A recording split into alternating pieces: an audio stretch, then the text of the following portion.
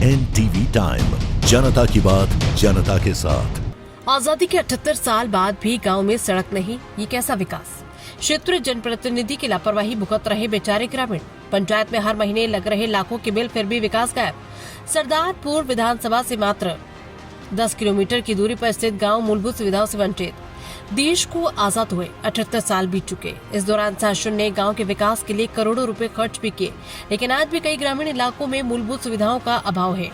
कई जल संकट तो कई सड़कें नहीं। क्षेत्रों के जनप्रतिनिधियों के द्वारा सोशल मीडिया पर जमकर भूमि पूजन व लोकार्पण के कार्यों को खूब वाहवाही लूटी जाती है। इसी बात से ये साबित होता है कि क्षेत्र में सिर्फ भूमि पूजन ही होते हैं, जमीनी स्तर पर कोई कार्य दिखाई नहीं दे रहे। विकास की बड़ी बड़ी बातें जरूर कर रहे हैं, मगर विकास तो कई रास्तों में भटक गया है। इस कारण गांव की स्थिति ठीक नहीं। छोटे छोटे गांव सड़कों और पक्की नालियों के लिए तरस रहे हैं। ऐसे में प्रदेश के मुखिया का ये दावा कि हमने मध्य प्रदेश में छोटे छोटे गाँव में सड़कें बनवा दी है, पूरी तरह झूठा साबित होता नजर आ रहा है।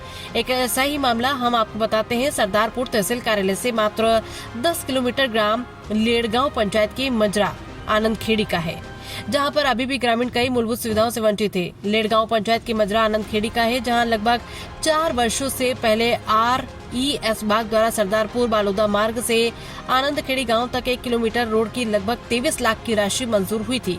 उस टाइम पर ठेकेदार द्वारा एक दिन में JCB लगाकर रोड का लेवल करके अपनी औपचारिकता निभा दी गई, जिसका खामियाजा आज पूरा गांव भुगत रहा है। जहां एक और सरकार शिक्षा व्यवस्था को बढ़ावा दे रही है, हर गांव में विद्यालय खोले जा रहे हैं, साथ ही बच्चों को पढ़ने के लिए उनके माता पिता को प्रेरित कर रहे हैं। जब बच्चे स्कूल पहुंचते हैं तो स्कूल पहुंचने के लिए जो रास्ता बना है वो भी बहुत ही मुश्किल होता है।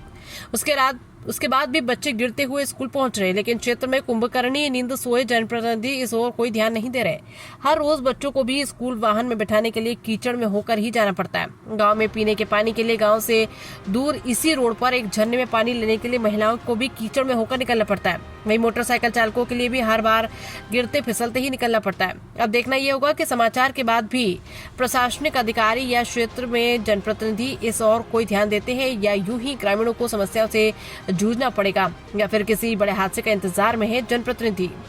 पिछले बार भी आप लोगों के द्वारा हमारे गांव की मुख्य समस्या को प्रमुखता से दिखाया गया था, जिसको देखकर जनप्रतिनिधि वो क्षेत्र विधायक प्रताप ग्रेवाल मौके पर पहुंचे थे और उन्होंने आश्वासन दिया था कि अगली बारिश के पहले तुम्हारा रोड बना दिया जाएगा, अभी तुम्हें निकालने की व्यवस्था करवा देता हूं। जिसके बाद पंचायत का अमला यहां पहुंचा था। 10 से 20 ट्राली मोरम डालकर रोड को सही किया गया था, लेकिन उसके बाद ना तो कोई अधिकारी यहाँ मौके पर पहुंचे और न ही कोई जनप्रतिनिधि।